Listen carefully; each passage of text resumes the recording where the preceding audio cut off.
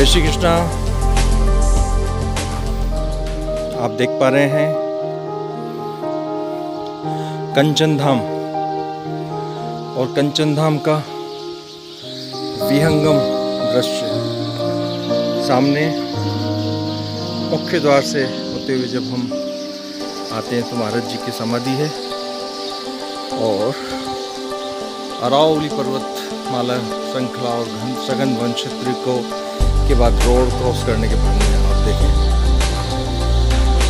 ये दिव्य भव्य अलौकिक एक अद्भुत धाम धरती पर जैसे साक्षात स्वर्ग की परिकल्पना।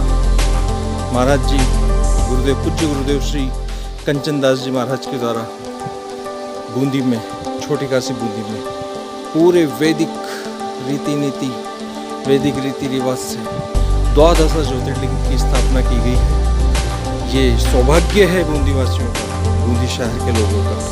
और आप देखें इस दिव्य धाम की जो स्थापना है ये भगवान के सुदर्शन चक्र के अनुसार ये जो डिज़ाइन है ये भगवान श्री कृष्ण के सुदर्शन चक्र की परिकल्पना के ऊपर 12 ज्योतिर्लिंग की स्थापना की गई है जो बहुत ही दिव्य और बहुत ही भव्य है।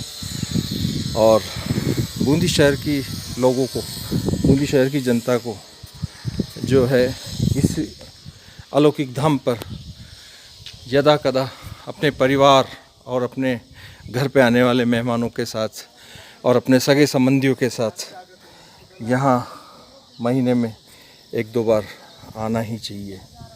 और अभी तो वैसे भी विशेष तौर से श्रावण मास चल रहा है।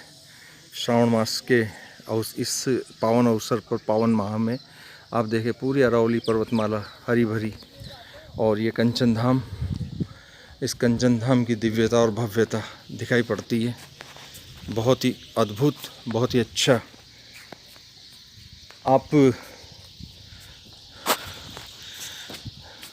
इस कंचन धाम की स्थापना के बाद महाराज श्री ने अपना शरीर यहीं समाधि के रूप में विराजमान है। और मुख्य रूप से 12 ज्योतिर्लिंग की जो आचार्यों की जो टीम है उसके मुख्य आचार्य में आप श्री गोपाल जी पंडित जी हैं। आप बताएं कंचन धाम की क्या विशेषता है, गुरु महाराज जी की क्या, महाराज जी ने किस मन स्थिति से किस तरह से इस पावन धाम का स्थापना की और अभी कैसा चल रहा है, कैसा हो रहा है। ये हमारे जो प्रभु श्री कृष्णदास कंचन जी महाराज हैं, ये उनकी जन्मस्थली है आसाम और वो आसाम से गोवर्धन पधारे। गोवर्धन में उन्होंने काफ़ी दिनों तक तपस्या की, भक्ति भजन किए। फिर कुछ समय पश्चात वो वहाँ के गोवर्धन पीठाधीश्वर हुए।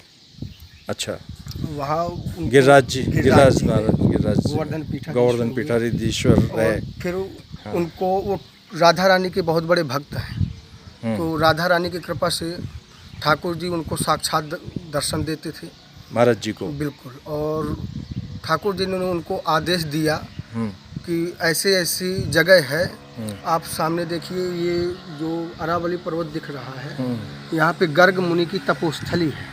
अच्छा, जो ऊपर पहाड़ी पर बिल्कुल वो, और वहाँ पे एक गर्गाचार्य जी महाराज की तपोभूमि है। और उनका वहाँ पे एक गर्गाचार्य जी थे। तो वो भोलेनाथ की सेवा करते थे। वहाँ पे अभी भी शिवलिंग है सोमनाथ महादेव की। और गुफा बनी हुई है। अच्छा। और वहाँ तो उनको दर्शन हुए। अच्छा, तो गर्गाचार्य जी महाराज तो वो भगवान कृष्ण के जो गुरु थे, जिन्होंने नामकरण किया था, जिन्होंने भगवान कृष्ण का नामकरण किया था। भगवान कृष्ण के गुरु की तपोस्थली पर महाराज श्री को, श्री कंचन दास जी महाराज जी को एक प्रेरणा मिली ठाकुर जी की तरफ से कि यहाँ पर उनका प्रवास हो और यहाँ एक दिव्य धाम की स्थापना की जाए, 12 ज्योतिर्लिंग की स्थापना की जाए। जैसे कि बहुत से भक्त होते हैं जिनकी इच्छाएं होती हैं कि हम चारों धाम की यात्रा करें, पूरे भारतवर्ष में 12 ज्योतिर्लिंगों के दर्शन करें। हाँ। वो नहीं जा पाते हैं, उनकी इच्छाएं पूर्ण नहीं हो पाती। तो हमारे सद्गुरुदेव भगवान ठाकुर जी ने यहाँ पे 12 ज्योतिर्लिंगों की रचना की है। जैसे सोमनाथ महादेव गुजरात, मल्लिकार्जुन महादेव आंध्र प्रदेश, श्री महाकालेश्वर महादेव उज्जैन, ओंकारेश्वर महादेव मालवा प्रांत, बैद्यनाथ महादेव बिहार, उत्तराखंड झारखंड, और भीमेश्वर महादेव महाराष्ट्र, रामेश्वर महादेव तमिलनाडु मद्रास, नागेश्वर महादेव गुजरात, त्र्यंबकेश्वर महादेव महाराष्ट्र नासिक, और विश्वनाथ महादेव उत्तर प्रदेश वाराणसी, केदारनाथ महादेव उत्तराखंड, और श्री घृष्णेश्वर महादेव औरंगाबाद महाराष्ट्र। 12 ज्योतिर्लिंगों की उन्होंने रचना की, एक साथ स्थापित किया ताकि सारे भक्तों को यहीं पे साक्षात प्रभु के दर्शन हो और वो आनंद प्राप्त कर सकें। और यहाँ पे अभिषेक भी होते हैं, जो भी भक्त यहाँ पे आना चाहे अभिषेक कराएं, दर्शन करें और भगवान शिव की तपोस्थली में भगवान शिव के सानिध्य में आनंद प्राप्त करें। कहने का मतलब, समझने समझाने का मतलब ये है कि अगर एक व्यक्ति कभी ये विचार करे कि मुझे 12 ज्योतिर्लिंग का सब जगह जाकर के दर्शन करना है, तो उसको सबसे पहली जो ज़रूरत है वो स्वास्थ्य की, दूसरी ज़रूरत है समय की, तीसरी ज़रूरत है धन की, पैसे की, और अपना काम धंधा और सब छोड़ करके वो 12 ज्योतिर्लिंग के लिए जब निकलेगा जाएगा तो अलग अलग जगह पर उनको अपना जाना पड़ेगा और समय भी देना पड़ेगा और धन भी खर्च करना पड़ेगा।